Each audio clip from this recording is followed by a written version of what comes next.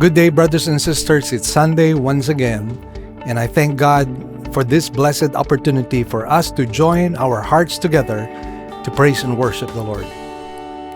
One of the things that I am so thankful for is that I have found God, or perhaps the more accurate way to say it is that God found me.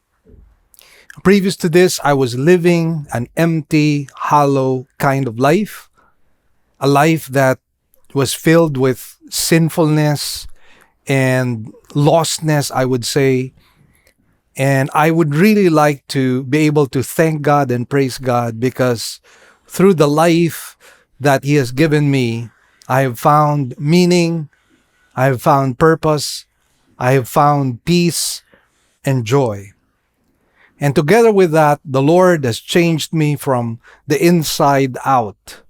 And this is what you can experience yourself when you allow Christ to come into your life. He will change you from the inside out. And one of the things I normally say to my congregation is, if the Lord did not find me, I could have turned out to be the worst person I could possibly be. I could be a drunkard, an alcoholic. I could have been a wife beater or a drug addict. I could have been the scum of society. And yet, I now live the life of a preacher, something that I do not personally deserve. I know that I am an undeserving sinner, and yet God has graced me in my life. Not only has He changed me, but He has given me the privilege to be able to share His word. I'd like to quote to you from 2 Corinthians chapter 5, and beginning from verse 16, it says, "Therefore, from now on, we recognize no one according to the flesh, even though we have known Christ according to the flesh. Yet now we know Him in this way no longer. Therefore, if anyone is in Christ, he is a new creature. The old things passed away, behold, new things have come. Now all these things are from God, who reconciled us to Himself through Christ and gave us the ministry of reconciliation." It says, now all these things come from God. Having said that, we are so thankful. I am so thankful for the new life that He has given me. And that is why we rejoice in this new birth. And if you happen to be somebody who has experienced the new birth, or being born again, being born in the spirit realm, this is a time for us to gather our thoughts of praise and worship, to sing songs that will honor and glorify God. So could you please join me in praising the Lord?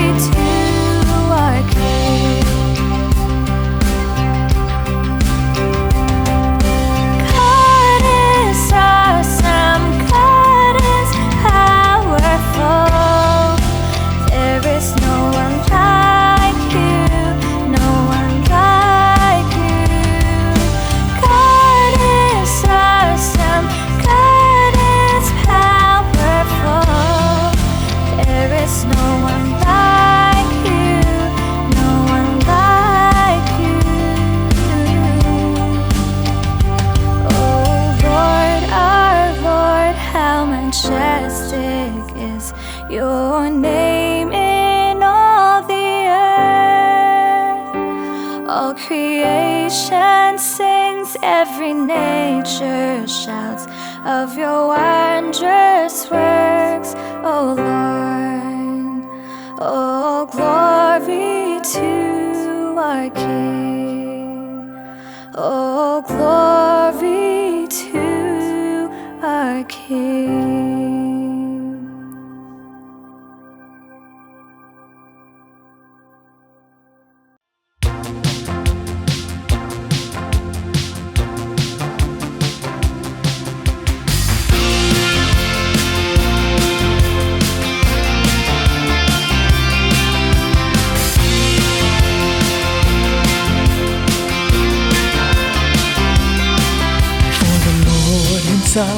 Will descend from heaven with a shout, with a voice of an angel, and with the trumpet of God. The dead in Christ will rise first. Then we who are alive and who remain will be caught up together with the saints in the clouds to meet the Lord in the air. He is coming, coming back again. We shall be with Jesus Christ our King. He is coming, coming back again. Maranatha, come Lord Jesus Christ.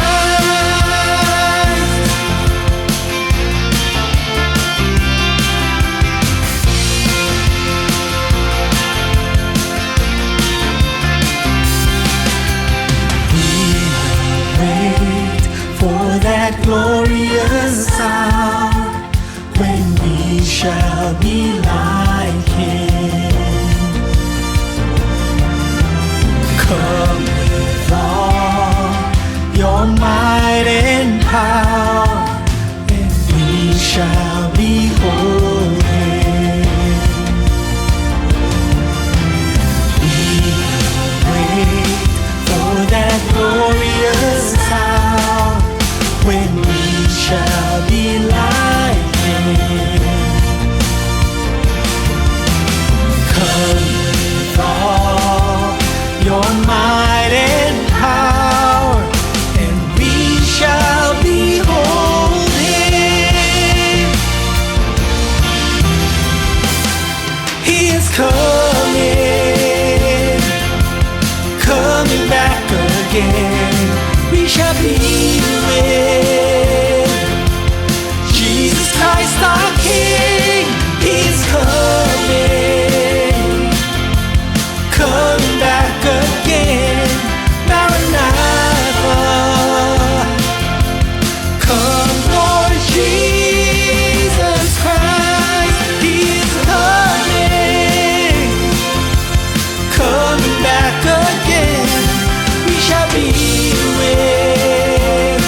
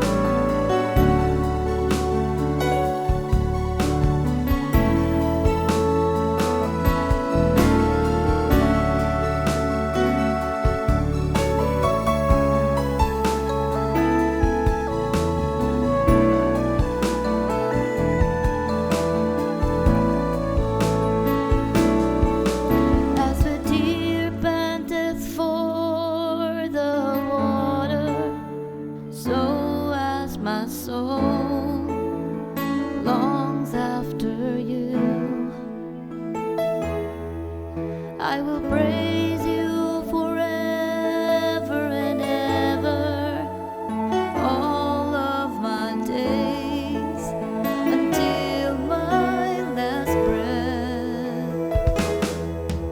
Oh Lord, I have come to praise you and lift up your name above all the earth.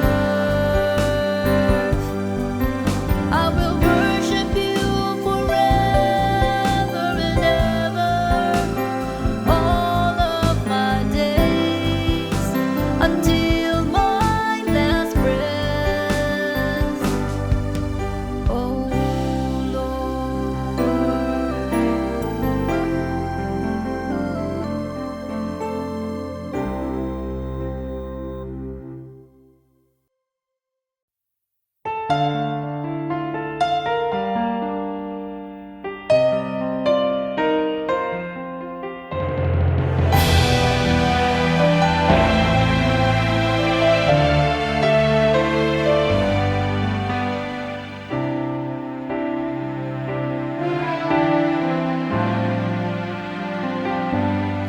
Ang pag-ibig mo walang katulad, inalay mo buong buhay mo para sa kaligtasan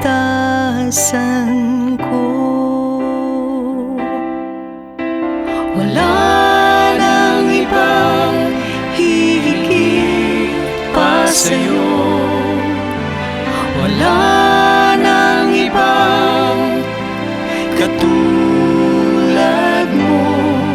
Ikaw lang ang Diyos, ikaw lang ang Diyos. Sambahin, purihin ka, sambahin ka, Jesucristo.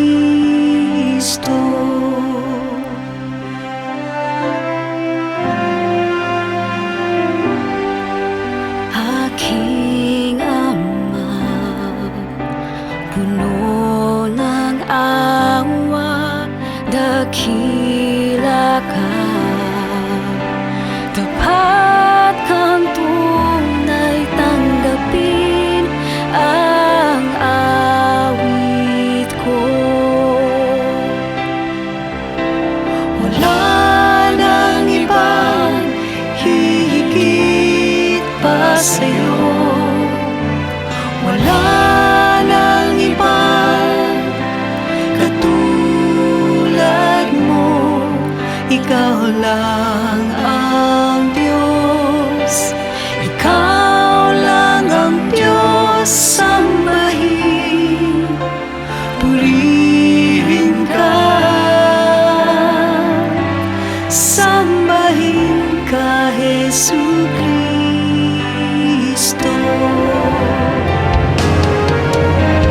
Wala nang ibang hihigit pa sa'yo, wala nang ibang katulad mo. Ikaw lang ang Diyos, ikaw lang ang Diyos. Sambahin, purihin ka, sambahin, purihin ka, sambahin ka, Jesucristo.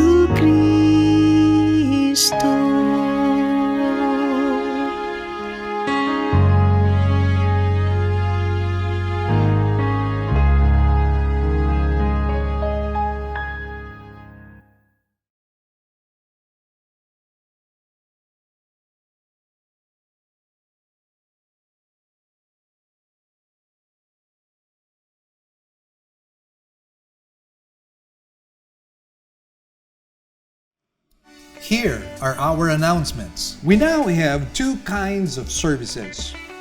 We will still have our virtual services for majority of our members through our Facebook page, Living Word Christian Churches of Cebu, International Incorporated, and our website, www.livingword.ph, and our YouTube channel to view our services. We enjoin you to watch the coverage of our service every Sunday at 9 o'clock in the morning. In 2023, join us as we visit the 7 churches that were stated in the book of Revelation. The tour will commence on May 20 to 30, 2023. For more inquiries, please contact 0922-333-3990 for more information. And our Israel tour is finally back. On November 17 to 28, 2023, we would like to invite you to join us as we embark on a historical and spiritual journey and see the places in the Bible. For more inquiries, please contact 0922-333-3990 for more information. Great news, everyone. We already have 3 weekend services. Every Saturday at 9 a.m. for the Cebuano service, and 2 services on Sundays at 9 a.m. and 4 p.m. for the English services.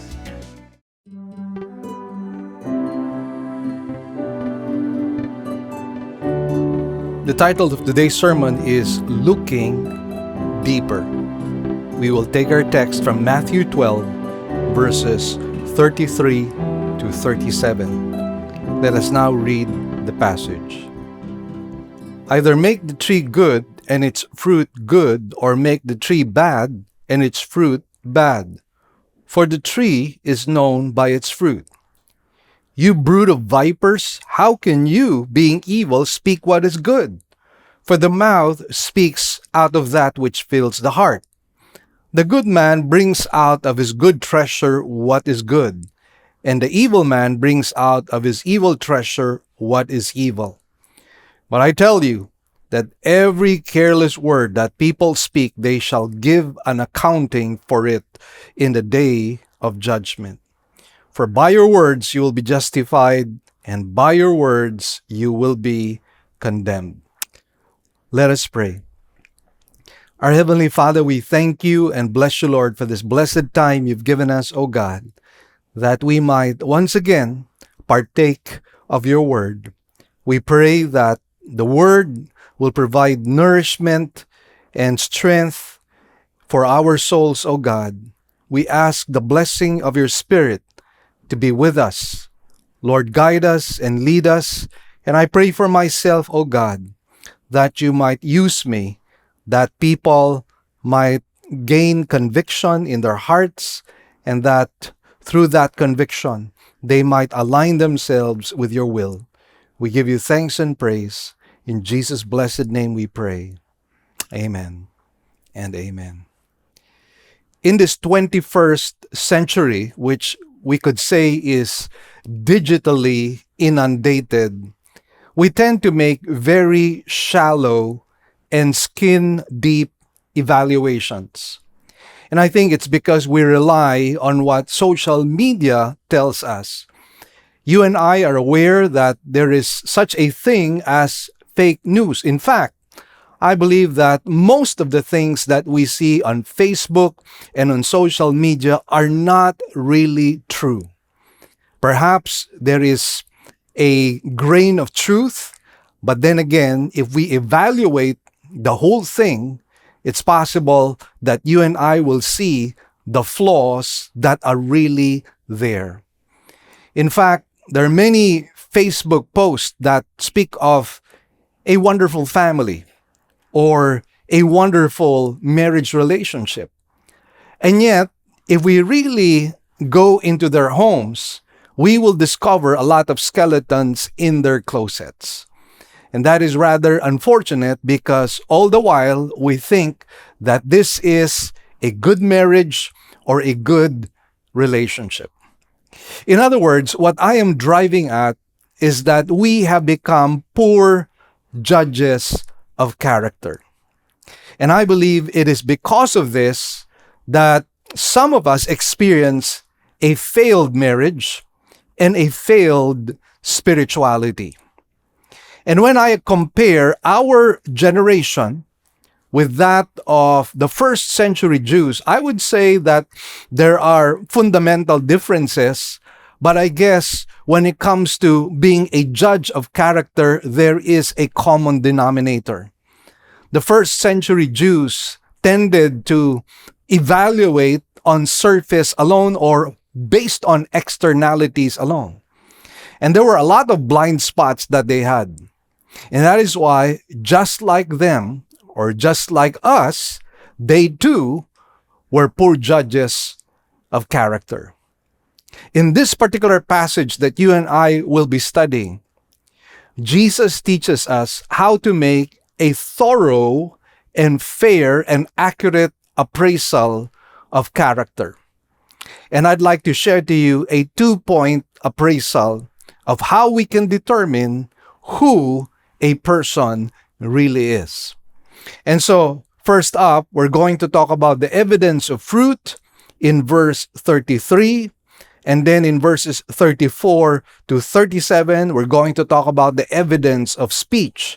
Under that, let's talk about the evaluation in verse 34, the contrast in verse 35, and the judgment in verses 36 to 37. So let's talk about the evidence of fruit right now and read once again verse 33. Either make the tree good and its fruit good, or make the tree bad and its fruit bad. For the tree is known by its fruit. Now, why do you think Jesus was making this statement? Well, it was because at that time, the people of Israel were at a spiritual crossroads. Either they would reject Christ or they would accept Christ. However, as we very well know, they were flip-flopping from one position to another. In fact, their tendency was that of rejecting the Lord Jesus Christ. You and I know that previous to this particular passage, there was a stupendous miracle that Jesus had performed, and yet we know that the Pharisees had accused him of being an agent of the devil, because they were saying that when Jesus cast out demons, he was really doing it by Beelzebub, which happens to be synonymous to Satan himself.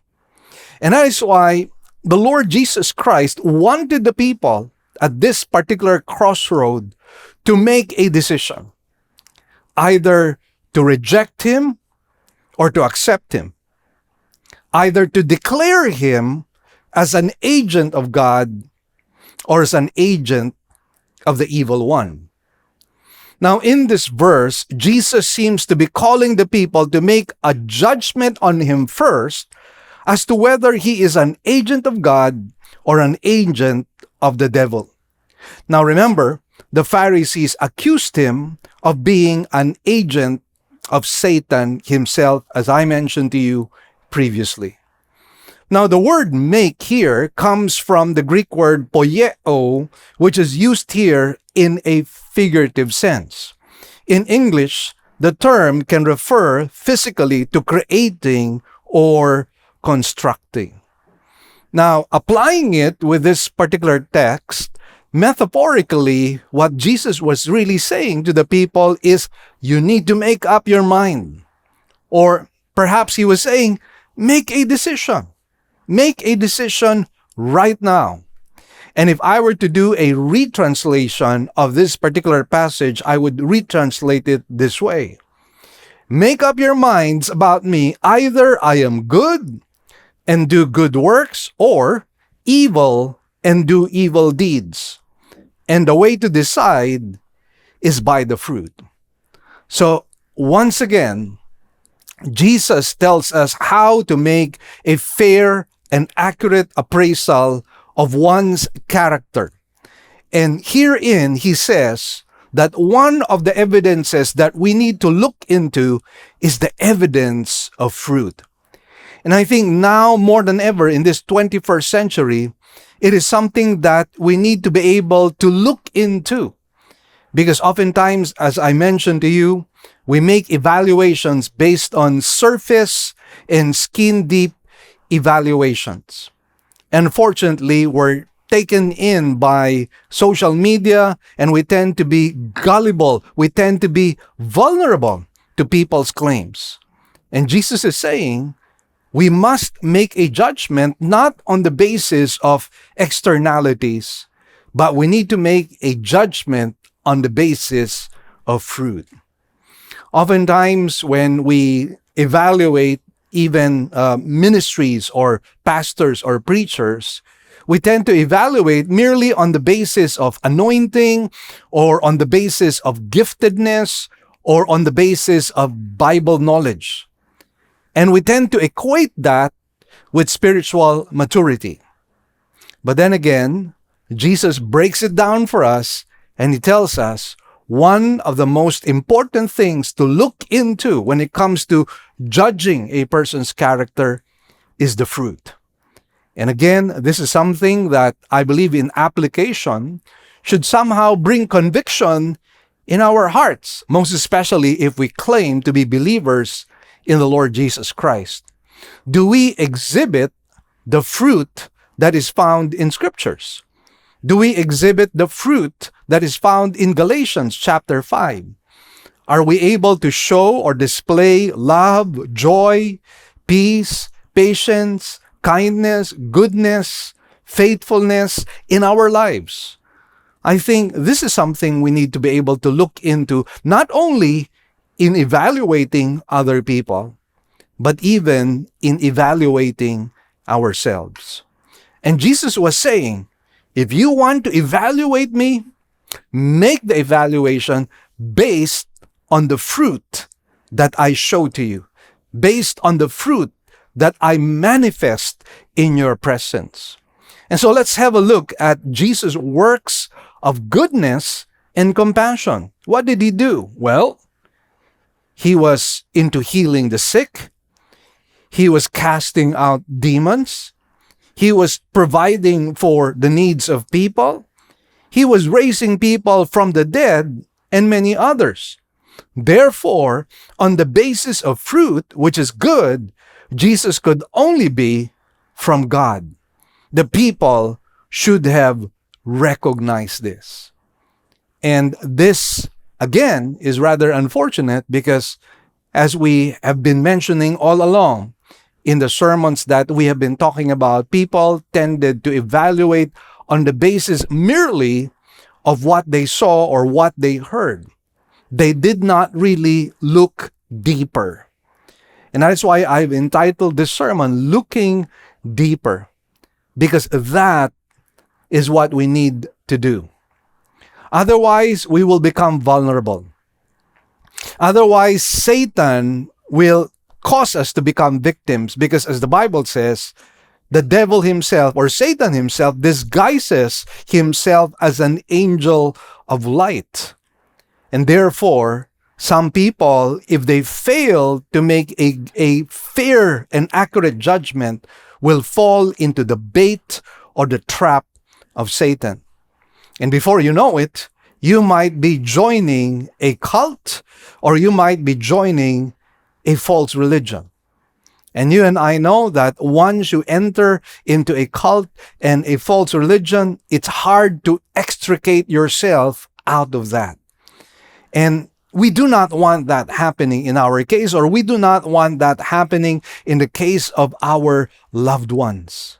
And that is why the issue of appraisal and evaluation is really very crucial, because it makes us make the right decision. It makes us make the right choices, most especially when it comes to choosing people and choosing those who would eventually lead and shepherd our lives. And that is why the Lord Jesus Christ was somehow teaching the people, instructing them, and mentoring them. If you want to know the truth, if you want to know the character of the person, this is how you do it. You do it on the basis of evaluating the fruit of a person. Because as Jesus said, basically, what he is saying is that if a person bears good fruit, then that means that that person must be a good person. On the other hand, if he bears bad fruit, well, you know that that person must be evil.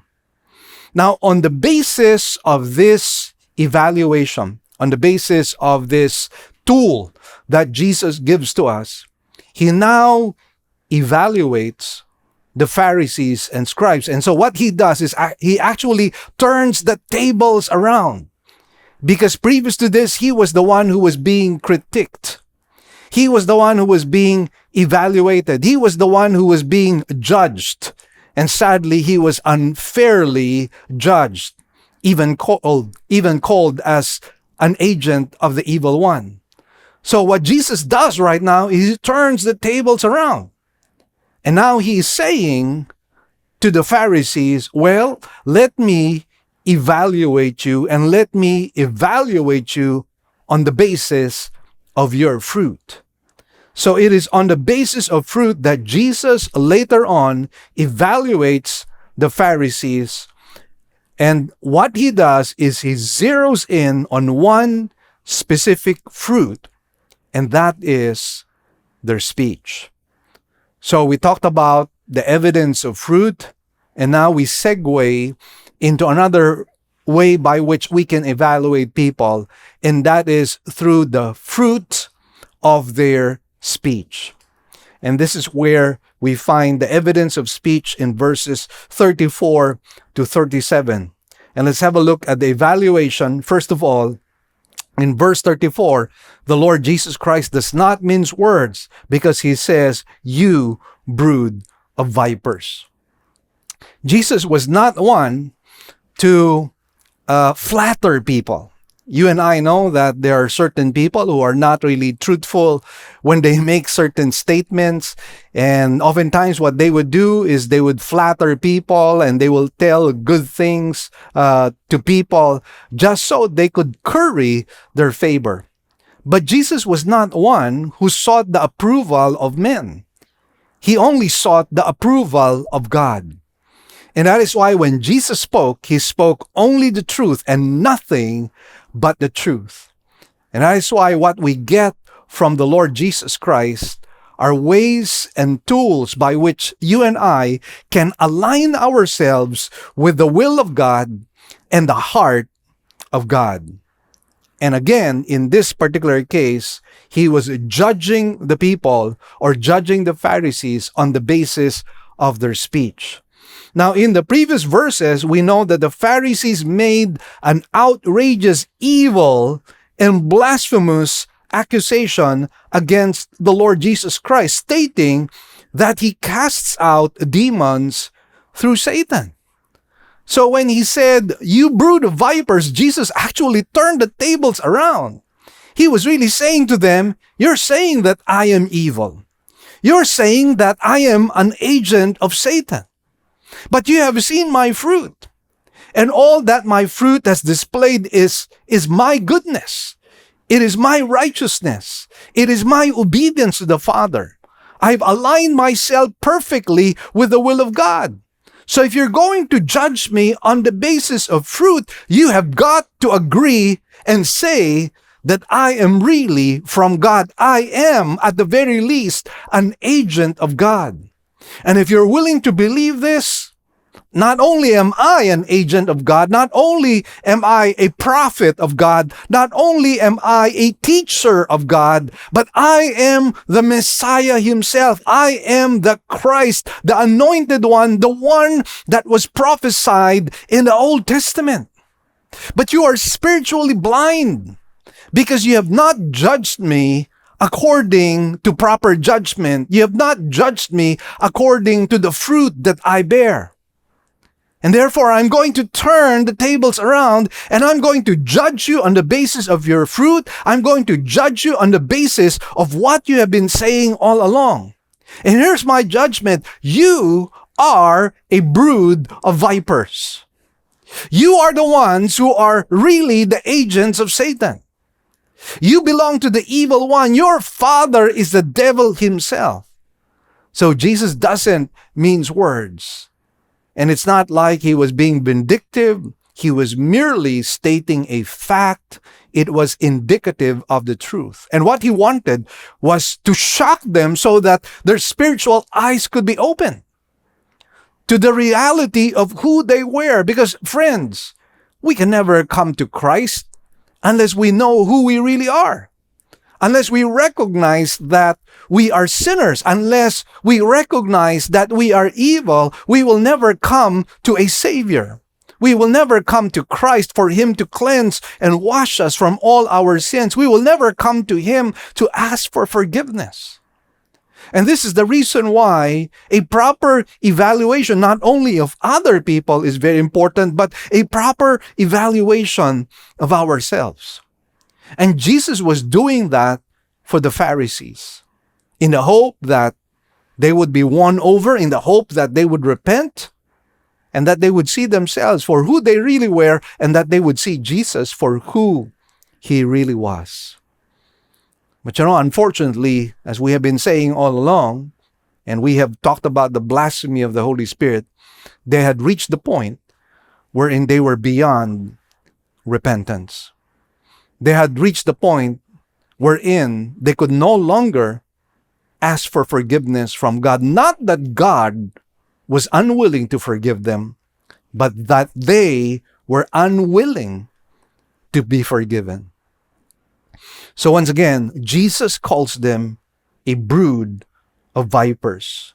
By virtue of their evil speech, Jesus made this scathing judgment on them by calling them a brood of vipers. Now, let me give you a little background about vipers. Now, vipers was a general name for a variety of poisonous snakes in Palestine and the Mediterranean area. Their venom can cause you to swell up or suddenly fall down dead. Vipers are very deceptive, aside from being deadly, because most of them could blend with sticks or surrounding rocks, and then they can attack with absolute surprise. The Pharisees were the epitome of religious and moral corruption and destruction. They were serving poison to the people's minds in the pretense of being spiritual, in the pretense of being spiritually godly or mature, which they were really not. And yet that was what they presented themselves towards the people, and that is why they were like vipers, because they were blending in with the externals of Judaism, the externals of the religion of the Old Testament. And as they were blending themselves with that, they were at the same time scattering poison amongst the people. And rather than people being able to see Jesus for who He really was, they too became blinded by the poison that was brought about by the Pharisees and the scribes. And that's why a warning for us is that we need to be very careful with the people we listen to. Sometimes we're taken in by, as I mentioned to you, the charisma, the knowledge, the giftedness of a person. But what should we be looking for? We should be looking for fruit. And not only that, we should be listening to how the person speaks. Not only when he's behind the pulpit, not only when he is teaching, but listen to him when he is unguarded, in his unguarded moments. Listen to him when he is on the dining table. Listen to him when he is making conversations with people. Listen to him as he makes judgments or even criticisms towards other people. And friends, just by listening to a person, we can actually make an evaluation just as Jesus did. And this is something, again, that we find spelled out And the Lord Jesus Christ says, how can you, being evil, speak what is good? Now, this explains their blasphemous remarks. Jesus did not expect them to say anything good about him. Why? Because their hearts were intrinsically evil. Now, we have this saying that out of the abundance of the heart, the mouth speaks. And then in the book of Proverbs, it says, as a man thinks, so he is. And again, this is a way by which you and I can make a judgment in relation to people. And notice here that in the case of the Pharisees, what they were spreading out of their mouths was simply poison. And the way they criticize the Lord Jesus Christ spells of not only unfairness, but even injustice.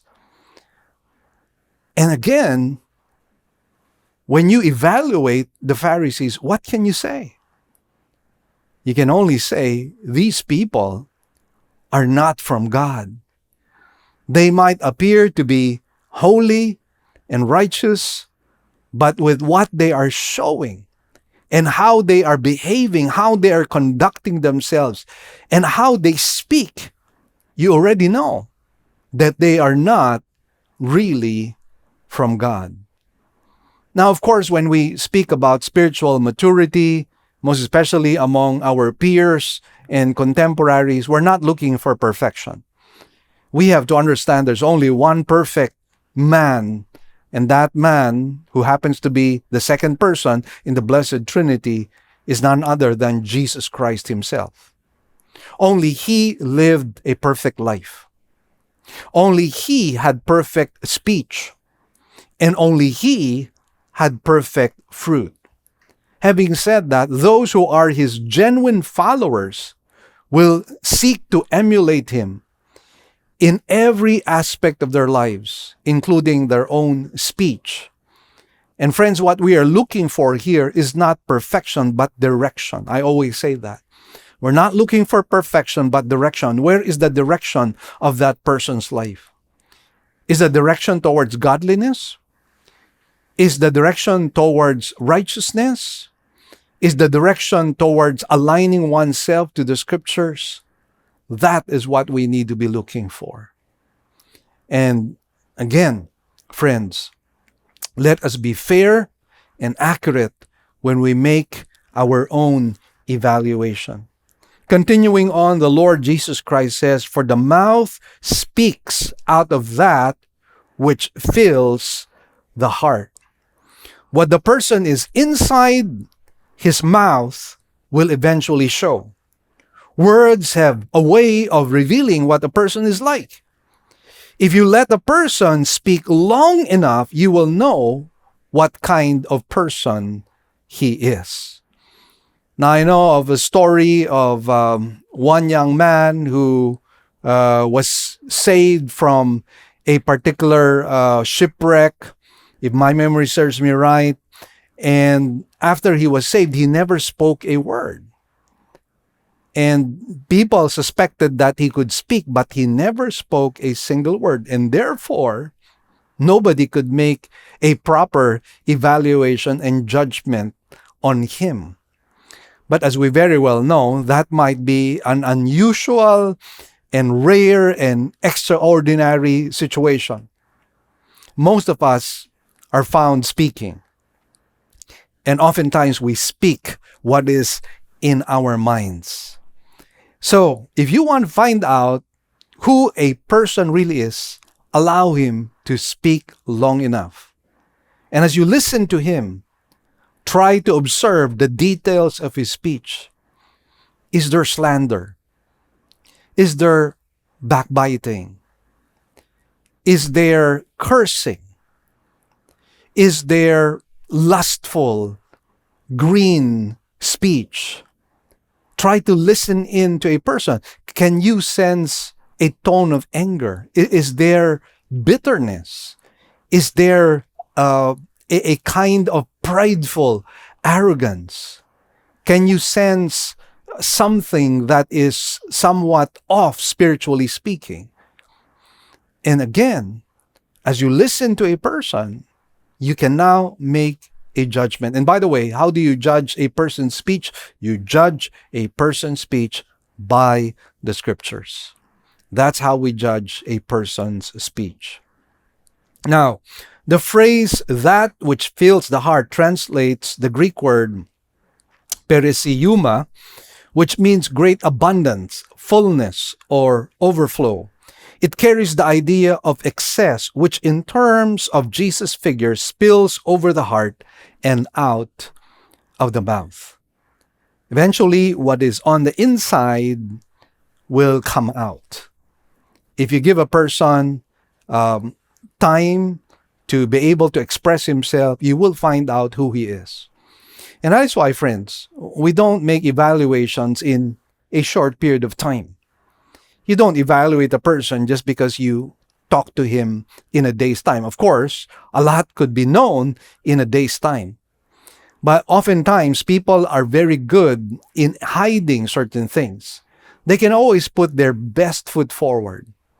That is why in the choice of deacons and in the choice of elders, one of the things that is required is that they be tested over time. So again, give a person enough time before you make a proper evaluation. Try to look into the fruit of that person's life. Try to observe his marriage. Try to observe how he raises up his children. Try to observe how he responds to criticism. Try to see how he responds through trials and adversities. And then, in the midst of all of that, how does he speak? How does he speak to his wife? How does he speak to his children? How does he speak and relate to people in his own community? These are things that we can do. Now, in verse 35, we find the contrast, and incidentally, this is one of the things you look into when you're studying scripture, because what oftentimes we miss out is the fact that the Hebrew mind is filled with wisdom. It is so filled with wisdom that it employs certain figurative language and even methods of communication. And through this, they're able to create those very important divides so that we could know which is truth and which is error and which is right and which is wrong. And one of the methods that is used by the Hebrew people or the Jewish people is that of contrast. And Jesus, by the way, is the master communicator. And herein we find he makes a contrast. And this is what he says in verse 35. The good man brings out of his good treasure what is good, and the evil man brings out of his evil treasure what is evil.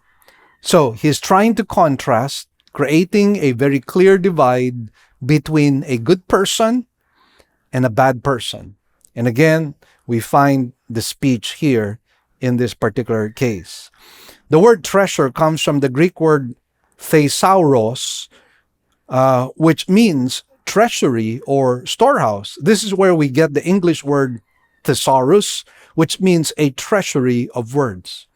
In this particular case, however, the treasure is the heart, which is the storehouse of thoughts, ambitions, desires, loves, attitudes, and loyalties. So, you want to find out who a person is? If you could look deep down inside the core of his being, that is who he really is. And that is why when we watch movies, for example, or when we watch TV shows, we find that there is a certain kind of persona that people are trying to project. And so, for example, we find that some people try to project themselves as snooty, or they try to project themselves as somebody who is an authority of certain things. And this is something that we see over media platforms. But you will be surprised that many of the things that we see on TV relating to a person's character in person, that's not what we really find out when we are with them in a setting which is different from a TV camera, a setting which is different from a radio program, for example. And again, that is why we need to look into the person's heart. And again, the way by which we can do that is by listening to him long enough to be able to know and judge his character. Now, there is a saying in the computer world, GIGO, garbage in, garbage out. If what your heart is filled is garbage, if your heart is filled with garbage, eventually that garbage is going to come out. Just give the person enough time. Let him talk long enough, and it's going to come out. On the other hand, if the heart is full of goodness, you will find that goodness will also come out of his mouth. I recall what my mother used to say about my grandmother, who was a very kind and very tender woman. And one of the things that my mother observed with her mother, who happens to be my grandmother, of course, is that she never spoke ill of anyone. She never criticized anybody. She was a person who never really spoke against people. And friends, judging by that, and this was something that my mother had observed for a long, long time, that tells you what kind of a person my grandmother was. So again, we are to be watchful. When you hear somebody doing slander, when you hear somebody criticizing in an unfair manner, when you hear somebody backbiting, when you hear somebody maliciously, intentionally destroying somebody, then that's somebody you need to stay away from. Don't touch that person with a 10-foot pole. Because remember, the Bible says, bad company corrupts good morals. Okay, so let's have a look at the judgment in verses 36 to 37. It goes, "But I tell you," and this is Jesus speaking, "that every careless word that people speak, they shall give an accounting for it in the day of judgment." Now, the primary application here has to do with unbelievers because it was the Pharisees that were being addressed here. It tells us that unbelievers shall render account for the words they have spoken. So, one of the things that we need to be warned about is the fact that God will not just judge your actions, but God will likewise judge your thoughts, your intentions, your motives, and even your speech. And we are given a very stern warning here. And this obviously is a warning primarily for those who do not have Christ yet in their lives. Not that Christians are excused, but then again, when we talk about believers in Christ, we do not believe that we could lose our salvation once we genuinely have it.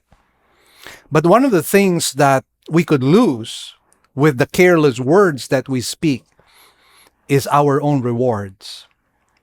In the case of the unbeliever, however, it is more costly because it means an eternal destiny without the Lord Jesus Christ, and every word being judged by a holy God. Now, the phrase, every careless word, tells us that God has a perfect memory. And oftentimes we forget certain things. People say to us that, you said this and that. And oftentimes we somehow try to go back to what our memory banks are saying. But then we say, I don't recall that. But that's not true of God. God has a perfect memory. He will never forget any word that you speak. And that is why, even as believers in Christ, we have to be very careful. And more so, those who have not yet accepted Christ in their lives, they need to be very careful. I'd like to share to you something that I researched about. Dr. Wilbur Penfield, a director of Montreal Neurological Institute, said in a report to the Smithsonian Institute, "Your brain contains a permanent record of your past that is like a single continuous strip of film, complete with soundtrack. This film library records your whole waking life from childhood onwards. You can live again those sins from the past, one at a time, when a surgeon applies a gentle electrical current to a certain point on the temporal cortex of your brain." So there is a permanent storage of all the things that we have done and said in the past. Now think about that, friends. If we ourselves have stored that in our minds, guess what the mind of God has stored? God has a perfect memory. The report goes on to say that as you relive a scene from your past, you feel exactly the same emotions that you did during the original experience. The word careless, by the way, is from the Greek word argos, which means useless, barren, unproductive, or otherwise worthless. Words that accomplish nothing or insignificant. So friends, in reality, there are probably very few words that happen to be neutral. Some of the words that we say are either good or bad. It could be barren, it could be useless, it could be worthless. And the Bible is saying that He's going to judge that. It's not just the cursing or the bad things that we say, but every careless, every barren word that we speak will likewise be judged. It has been estimated, and again, let me just share to you something, that from the first good morning to the last good night, the average person engages in 30 conversations a day. Each day, his words could make a book of 50 to 60 pages, the equivalent of more than 100 books a year of 200 pages each. Can you imagine that? 100 books a year of 200 pages each when we record all our conversations. And that's only a general average, I believe. Some people probably can come up with 300 books a year. Now you can just imagine the number of words that will be judged on Judgment Day. Friends, this is what you and I are being told by the Lord Jesus Christ Himself. And you and I know that what He says is not a threat. It's not an empty threat. It's a promise. What He says He will do, He will definitely do. And so when He warns us, take heed of His warnings, because we know that God will truly implement whatever He has stated. Now, the only way to escape God's judgment is through His saving grace. In John 5, verse 24, it says, "Truly, truly, I say to you, he who hears my word and believes Him who sent me has eternal life, and does not come into judgment, but has passed out of death into life." So I believe what we have talked about right now is really sobering. When we look at the evidence of fruit and evidence of our speech, we might have come to the proper conclusion that we are sinners. Not only sinners, undeserving sinners, worthy and deserving of hell. And if that is how you feel, well, the first step to receiving the good news is to accept the bad news first of all. And the bad news that we have to accept is the fact that we are all sinners and that we have all fallen short of the glory of God. Just by listening to our speech, you and I know we have failed God already big time. So what is our hope? Our only hope is redemption. Our only hope is salvation through Jesus Christ. And through the cross, He paid all for all of our sins, our past, our present, our future sins. That is covered by the atoning grace of God.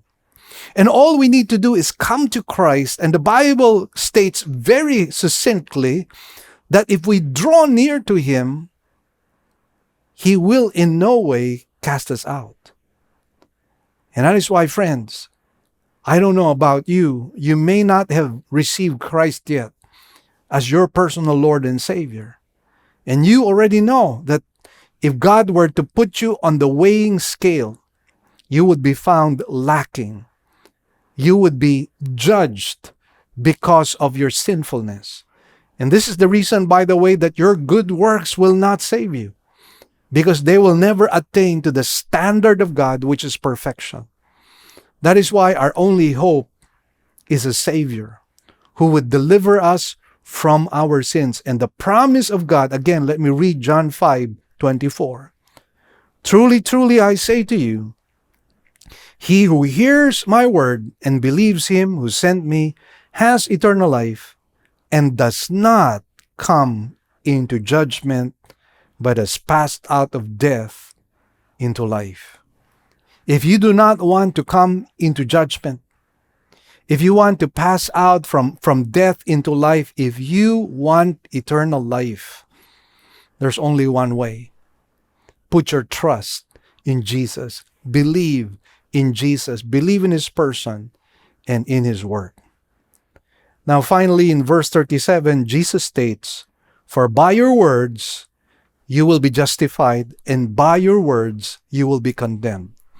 Now, please do not misunderstand what Jesus is trying to say here, because we might get the impression that what Jesus is saying is that ultimately it's by what we say or how we conduct ourselves in our speech that would somehow determine our eternal destiny. I don't think that's what Jesus is really trying to say here based on the context. Now, remember again, the context here is that the Pharisees had outrageously blasphemed the Lord Jesus Christ. So I believe this is what Jesus means. Words do not justify or condemn, but rather, based on the context, words show whether you are justified or condemned. Words are a sound basis of judgment, whether you are saved or not. Man can know the condition of his heart by his words. So again, we go back to what we have been talking all along. We need to look deeper so that we do not make shallow and skin-deep evaluations, that we make the proper, accurate kind of evaluation. And that happens with the fruit of, or rather the evidence of fruit, and then secondly, the evidence of speech. I'd like to share to you that scientists theorize that sound waves are never completely lost, but gradually fade beyond detection. With sufficiently sensitive microphones, every word ever spoken in the history of mankind can be retrieved. Of course, that is a theory. But what I know is this: God has an infallible record of our words and our speech. Who are you and where are you going? Well, just listen to yourself and watch yourself. How do you live your life? Let's bow our heads in prayer at this time. Heavenly Father, we thank you and bless you, Lord, for today. And thank you for the lesson that we have learned. Indeed, it was very convicting. And we pray that we may be mindful of what you have just shared in your word. We pray, Lord, that we will not take this lightly and casually.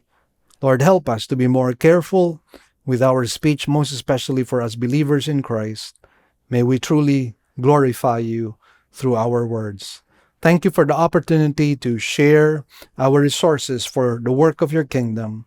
And whatever has been achieved today, we give you back the glory, the praises, and the thanks. In Jesus' blessed name we pray. Amen and amen.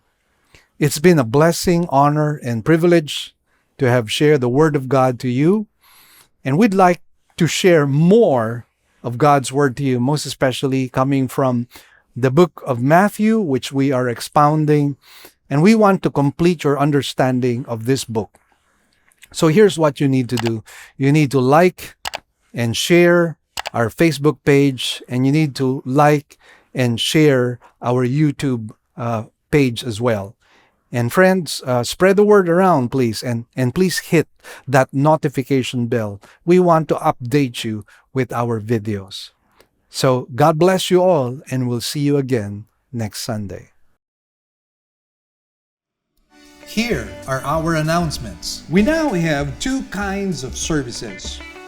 We will still have our virtual services for majority of our members through our Facebook page, Living Word Christian Churches of Cebu, International Incorporated, and our website, www.livingword.ph, and our YouTube channel to view our services.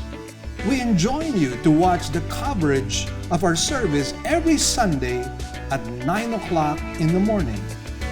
Good news, brothers and sisters! Our radio program will now be heard nationwide through FEBC radio stations. As an added bonus, all Living Word original songs will likewise be aired as well. So, if you would like to listen to our radio program, we're coming out in the following stations: 702 DZAS AM, broadcasting from Pasig every Sunday, 11 a.m. to 11:30 in the morning. We're also coming out from 104.3 DWAY FM from Legazpi. This is also every Sunday from 10 to 10:30 in the morning. And for those of you in Tacloban, we're coming out from 97.5 DYFE FM every Monday from 11:30 in the morning to 12 p.m. For those of you in Zamboanga, we are coming out from our station in 1116 DXAS AM every Sunday from 11:30 to 12 p.m. Also, for those of you in Davao, we're coming out from 1197 DXFE AM every Sunday from 2 o'clock in the afternoon to 2:30 p.m. For those of you in Coronadal, we're also coming out from station 1062 DXKI AM every Saturday from 8 to 8:30 p.m. And for those of you in Cagayan de Oro, we're coming out from 103.3 DXJL FM every Sunday from 8 to 8:30 p.m. And for those of you from Metro Cebu, we're coming out from 98.7 DYFR FM every Saturday and Sunday from 8 to 9 p.m. Please tell your friends about this and tune in to our radio program. Let us pray that God might use this radio program to become a blessing to as many people as possible. God bless you all. Great news, everyone. We already have 3 weekend services every Saturday at 9 a.m. for the Cebuano service and 2 services on Sundays at 9 a.m. and 4 p.m. for the English services. We'd also like to thank our partners, our members who have been consistently giving to partner with us in the work of the Lord. We'd like to share our giving channels to those who would like to partner with us in the work of the Lord. You can deposit your love offerings to the following banks. Banco de Oro. Account name is LWCCCII. The account number is 001-000-60800. We also have a BPI account. Account name is Living Word Christian Ministries, Cebu Incorporated. Account number is 1021023481. Finally, we have RCBC. Account name is LWCCCII. Account number is 14520052886. To give via GCash, just follow these simple steps. From your GCash app, click Bank Transfer. In Bank Transfer, click the BDO icon under Select Partner Banks. Enter the amount, enter the name LWCCCII and account number 001-000-60800 and send the receipt to office@livingword.ph. Then click Send Money. You may also send your love offerings and donations online through our website. Go to www.livingword.ph and click Give, and then a dialog box comes out of it. Kindly click on your giving preferences. Thank you, and God bless.